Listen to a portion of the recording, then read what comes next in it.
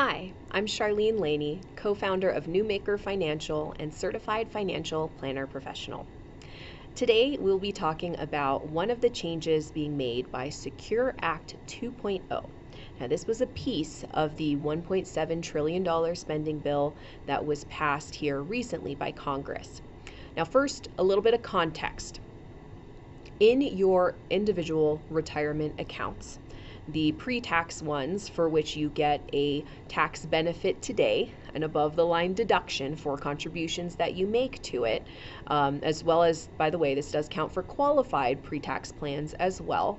There is something that you need to do when you reach a certain age that's called required minimum distributions. It essentially allows the IRS to pull back some of the tax benefit that you were getting to benefit from in your earlier years as the assets were growing. That's why they call them sometimes a tax deferred account. And so with these required minimum distributions, the age at which you have to begin pulling funds from your IRA has been really the same since 1986. And now that was the case all the way until 2019, when the first version of the Secure Act was passed. That was back at the end of 2019, where the age for required beginning date, the date you have to start pulling your required minimum distributions, or RMDs as we call them, was 70 and a half, and then it got moved to age 72 starting in 2020. That's when that rule began to be implemented. Now, with this new spending bill and Secure Act 2.0, RMD age, or the required beginning date, has further changed. And it's a little bit less simple this time. So if you turn age 73 between the end of 2022, December 31st, 2022, and the end of 2032, December 31st, 2032, you will start your RMDs at age 73. Now notice how since the age was moved up to age 72 back in 2019, this year, or 2023, you would have had to start pulling them this year if you turn age 72 this year. But with the changes to Secure Act 2.0, you now are allowed to wait until age 73. So that is one big change.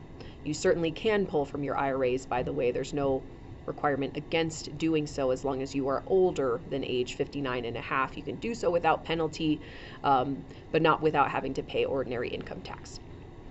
So the second piece of this for required beginning date, because you notice that there was an end to the first range of dates that I provided to you.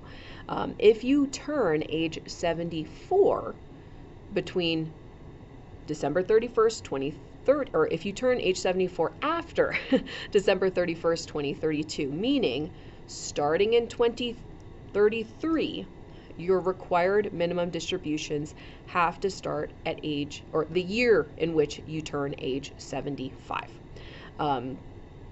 So yes, again, this means that if you were originally going to start your RMDs in 2023, you can now push your required beginning date to next year. And until 2033, the required beginning date will continue to be the year in which you turn 73. However, once we get to 2033, unless of course there's another Secure Act version that changes all of this, but for now, in 2033, RMDs will be pushed back to the age in which you turn 75. So hopefully you got all that.